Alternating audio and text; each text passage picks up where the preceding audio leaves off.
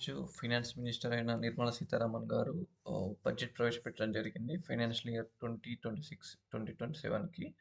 So, ఏ ఏ రంగానికి ఎంత కేటాయించారో చూద్దాం ఈ రీల్‌లో.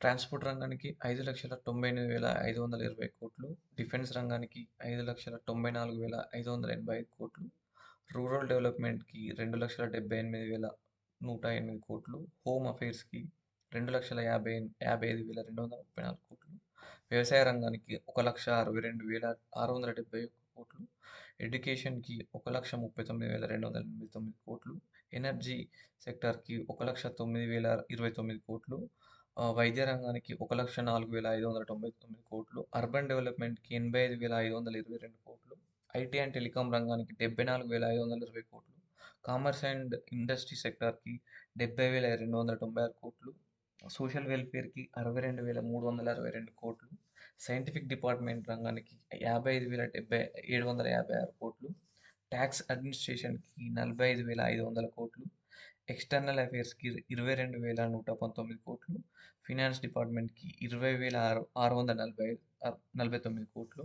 డెవలప్‌మెంట్ ఆఫ్ నార్త్ ఈస్ట్ స్టేట్స్‌కి 6,812 కోట్లు కేటాయించడం జరిగింది.